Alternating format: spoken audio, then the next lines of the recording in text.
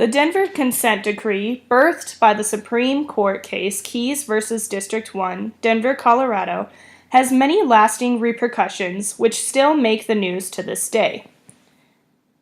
The case originated in Denver but made waves nationally as the first desegregation case fought out of the South. I will talk about the beginnings of the case and move towards present day from there.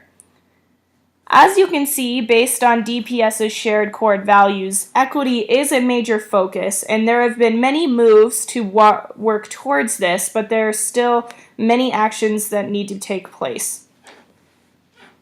The path to equity is a long road on which many drivers tread. We have made gains, but what is left to travel? The origins begin with Plessy versus Ferguson, the national court case in which facilities could be separate as long as they were equal.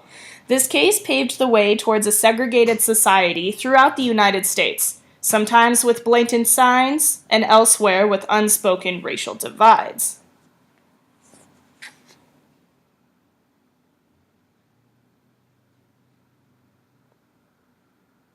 Five court cases related to the idea of separate but equal education throughout the nation in Delaware, Kansas, Washington, D.C., South Carolina, and Virginia all dealt with the same inequitable treatment of minority students. At that time, the focus was African American students, but later this would be expanded to multiple minority groups and their unfair representation. With the death of a Supreme Court Justice, Earl Warren became the Chief Justice and decided separate educational facilities were inherently unequal.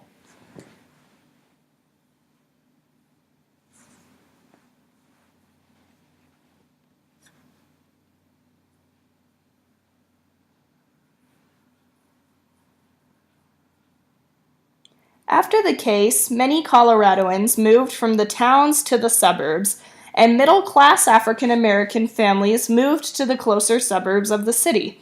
This included Park Hill.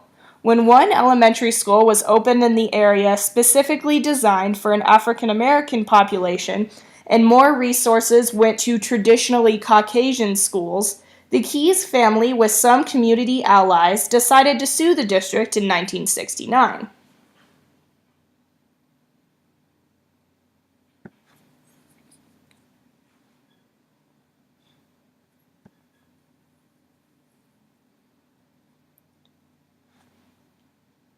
The case did lead to the desegregation of some schools. This was a big deal because no schools outside of the South had specifically been questioned about segregation practices.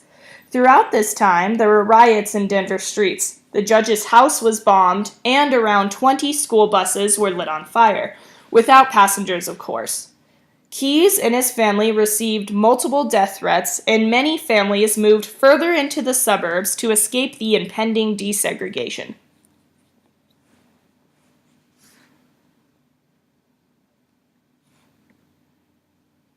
Here is a picture of the very first desegregated school, Smiley Middle School, in 1969.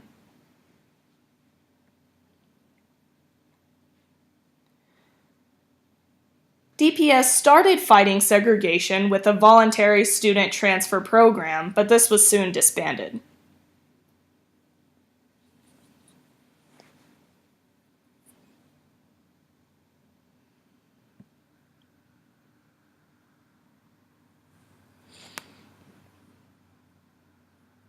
The district court decided any school with a 70% Hispanic or African American population was likely to produce an inferior educational opportunity. For example, the school I work at, Abraham Lincoln High School, has a 93% Hispanic population.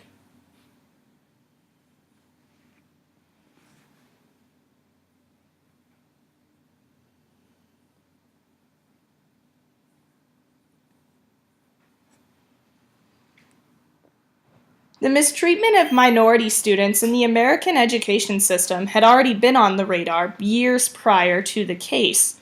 Hispanic education, focusing on the Southwest, had determined they often had similar educational discrepancies in their education as Native Americans and African Americans.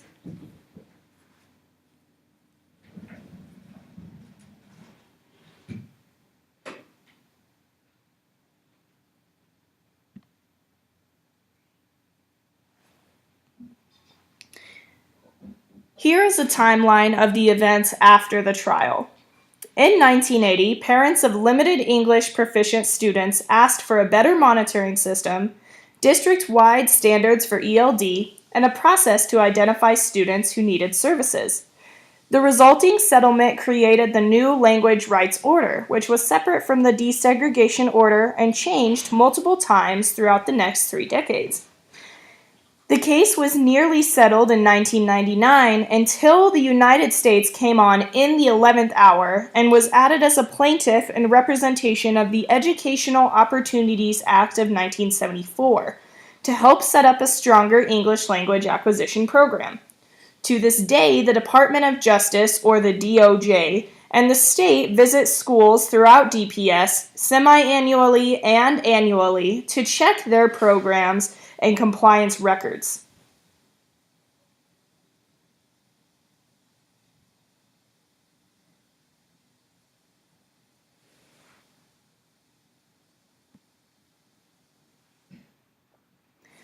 As stated previously, many people were unhappy when the trial was underway in the 1970s because they did not support desegregation.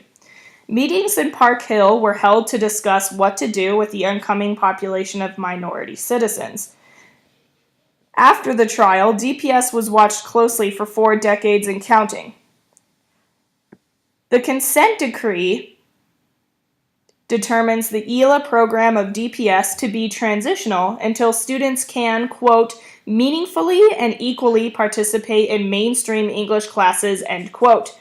TNLY, or Tinley services, as known in the district, or classes in native languages for Spanish speakers are additionally offered.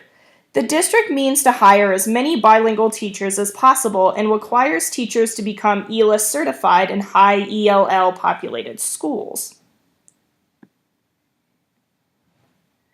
Instructional services advisory teams throughout Denver monitor students and ensure correct placement.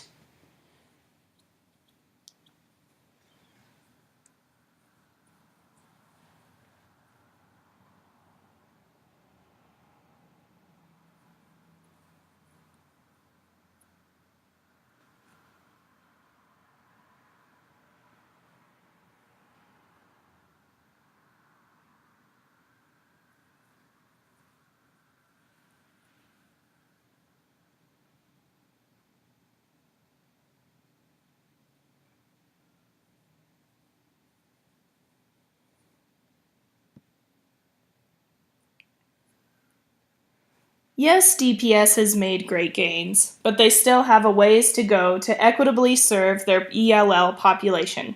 Thank you for listening today.